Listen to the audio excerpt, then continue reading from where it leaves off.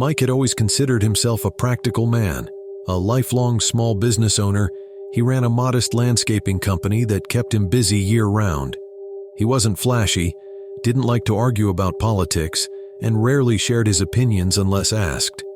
But he did believe in fiscal responsibility, hard work, and fair treatment, all values that had drawn him to vote for Trump. One crisp Monday morning, Mike walked into his local bank to deposit a check.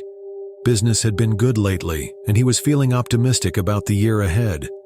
As he stepped up to the counter, the teller, a young woman named Rachel, greeted him with a professional smile. "How can I help you today?" she asked. Mike handed her the check and his account details. "Just depositing this into my business account." Rachel typed into her computer and then paused, her expression tightening. It looks like your account has been flagged." Mike frowned. "Flagged?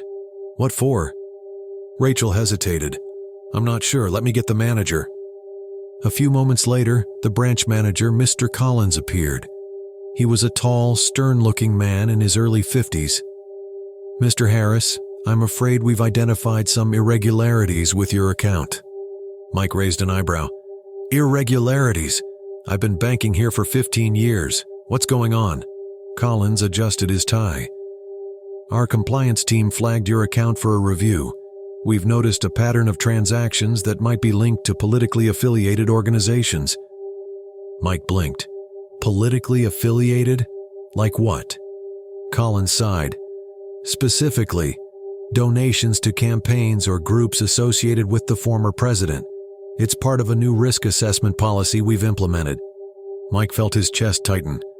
"Are you telling me my account is under review because I made a legal donation to a political campaign?" Collins didn't meet his eyes.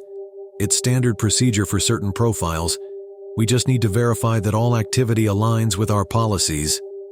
Mike's voice rose, but he kept his composure.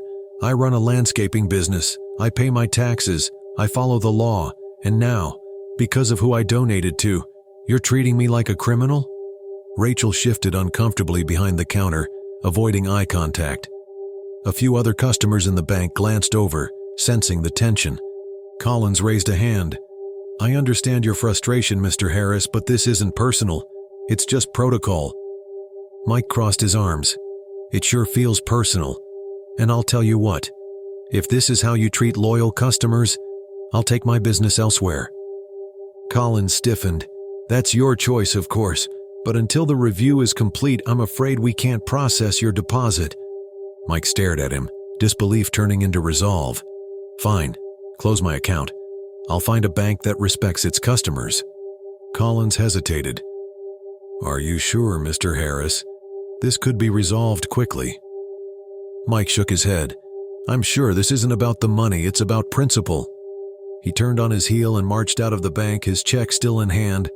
Later that day, Mike sat in his truck outside a local credit union. He had done his research and decided to switch his business account to a community-focused institution. As he filled out the paperwork, the credit union manager, a friendly woman named Carla, smiled at him.